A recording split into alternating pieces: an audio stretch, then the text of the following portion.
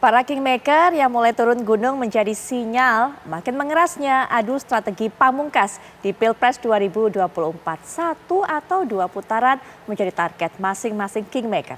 Ya, namun manuver kingmaker dinilai harus memperhatikan potensi migrasi pemilih untuk menghindari kesalahan dalam kalkulasi politik.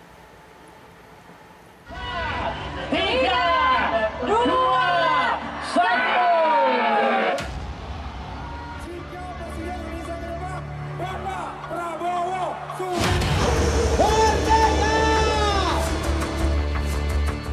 Dua pekan menuju pencoblosan pada 14 Februari 2024, para kingmaker Pilpres 2024 mulai turun gelanggang.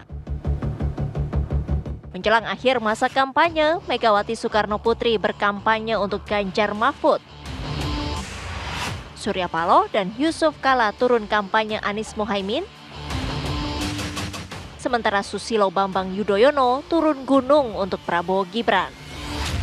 Kalau para kingmaker ini, para jago-jago ini sudah turun ke lapangan, artinya memang pertarungan sudah mendekati hampir selesai. Jadi mereka memang turun di saat-saat final ya, menjelang 2 minggu jelang pencoblosan, makanya kemudian mereka turun gunung semua, minimalnya untuk memaksimalkan suara di kandang-kandang mereka. Jadi saya sih hampir yakin nanti mereka tuh akan keliling ke daerah-daerah yang menurut mereka memang bisa dimaksimalkan. Misalnya saya tidak yakin kalau misalnya Pak Surya Paloh atau Yusuf Kala turun gunung di Bali gitu ya, yang kandangnya Ibu Mega. Ya. Tapi mungkin akan memanfaatkan di sekitaran Jakarta atau Jawa Barat.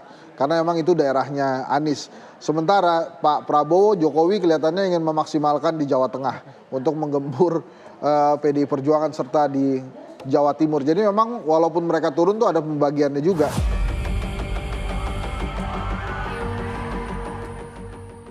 Manuver Presiden Joko Widodo belakangan ini juga jadi sorotan publik. Rangkaian safari politik sang presiden dinilai untuk mendongkrak suara Prabowo Gibran, terutama dari basis suara Banteng. Karena bagaimanapun juga memang tidak mudah bagi 02 untuk bisa mengambil ceruk massa dari 01. Karena memang karakter dan juga arah preferensi politiknya sangat berbeda.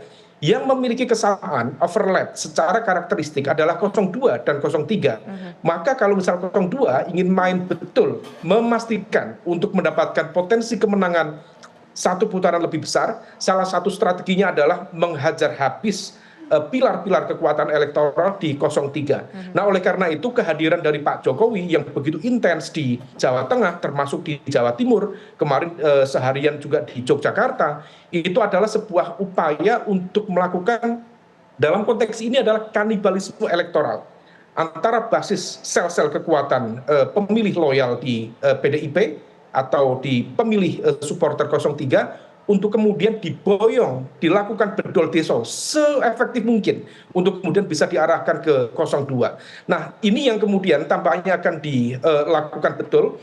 Apakah kemudian Jokowi akan menghitung ulang misalnya untuk menunjukkan atau tidak keberpihakan secara terbuka mendukung 02? Tampaknya itu memang masih dihitung oleh lingkaran terdekat Jokowi.